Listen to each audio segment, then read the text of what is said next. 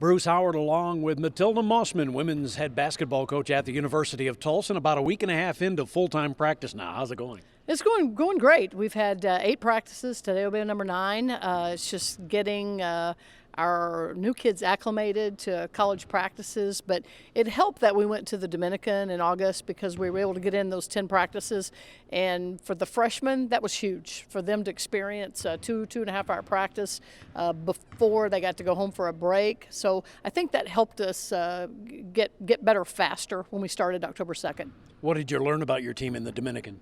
Well, I think first of all, this group has better chemistry than maybe any group that we've had here, and you just never know. You can't recruit that. You can't put that into a formula. It's just it happens or it doesn't happen. So I'm really pleased with the chemistry, really pleased with our work ethic. I think our older guys have kind of set the tone every day, and so our freshmen have just responded to whatever our upperclassmen have done, and we've had really good leadership with our team. And you lost a couple of pretty good players, so you have to replace them. You have to replace points and all that. Any idea who's stepping forward early? Well, that's the tough part. You know, when you lose an Ashley Clark and a Kelsey Grovey, who have been 2 primary scorers on your team for really 4 years, all of a sudden now it's going to be somebody else's turn.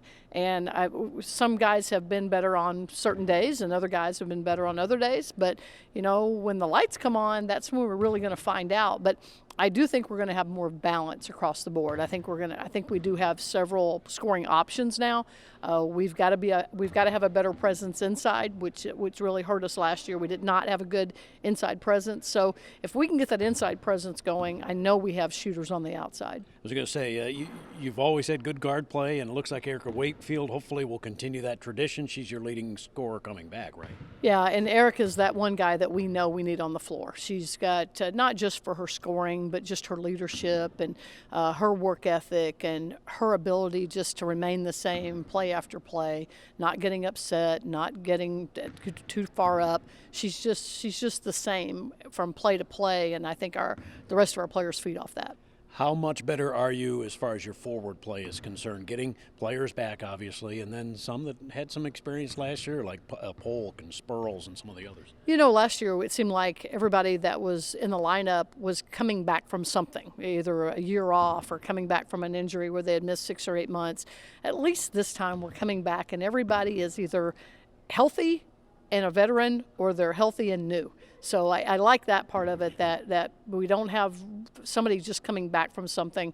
You know, we can just go out and play full strength from day one.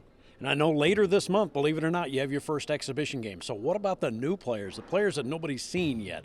Any of those players step forward or tell us a little bit about them?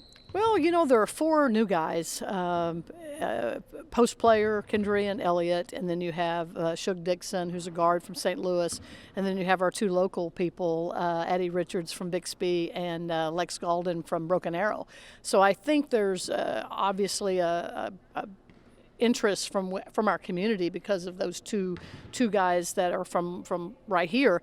But all 4 of those guys, I think, have a chance to really contribute in their first year. And you'll learn a lot between now and then, though, right? You still have another 3 weeks before that first game. We do. And then you add in the other option of an Ebony Parker, who came from Blinn Junior College, who set an NJCAA record last year for most threes made in a season. She made 144 threes last year.